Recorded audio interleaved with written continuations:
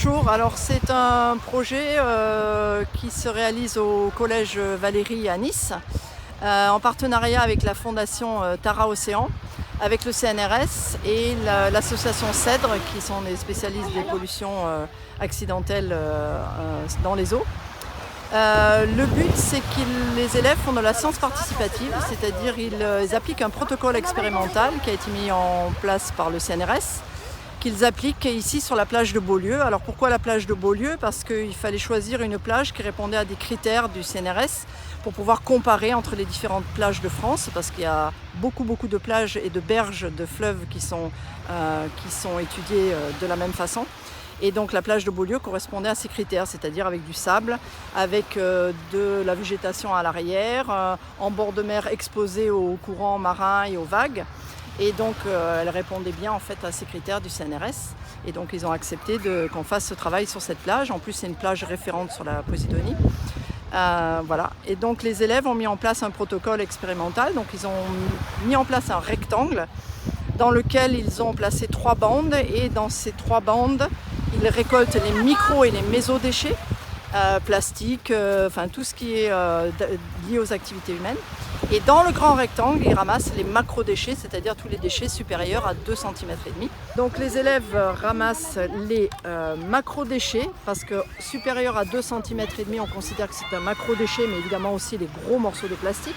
Les méso-déchets, donc entre 5 mm et 2,5 cm, et les micro-déchets qu'ils prélèvent avec les petites pelles et qu'ils tamisent ensuite, et pour ramasser ces micro-déchets qu'on ne voit pas sur la plage, mais qui existent et qui sont bien là, et qui sont donc des dangers pour les organismes marins qui ingurgitent ça évidemment dans leur estomac. On va retrouver ça dans leur estomac.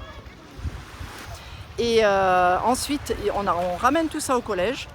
Et donc en classe, on va trier tous ces déchets, ils vont trier les déchets, ils vont les peser, ils vont les mettre dans des catégories différentes, ils ont des photos référentes pour pouvoir faire des catégories.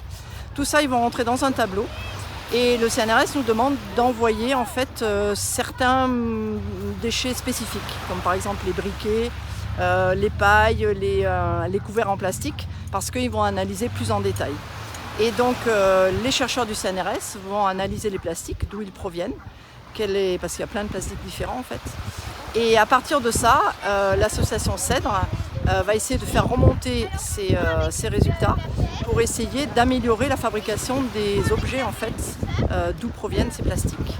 Par exemple, si on trouve beaucoup de paille en plastique, eh bien, on va remonter vers les fabricants et leur conseiller de faire des pailles plus en plastique, mais avec d'autres matériaux, ou des bâtons de coton-tige par exemple.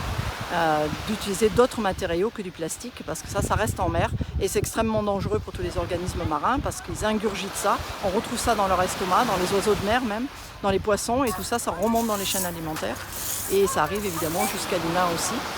Les oiseaux également qui meurent après, parfois on retrouve des oiseaux, il y a des chercheurs qui étudient le contenu stomacal des oiseaux et qui voient qu'en fait il y a plein de plastiques et même des microplastiques. Il y a de très petits déchets plastiques qui sont inférieurs à 5 mm, et qu'on ne voit pas forcément là quand on se promène sur la plage, mais que les élèves trouvent justement en faisant ce micro-protocole, en récoltant le sable centimètre par centimètre et tout ce qui flotte, qui remonte à la surface de leur petit seau d'eau.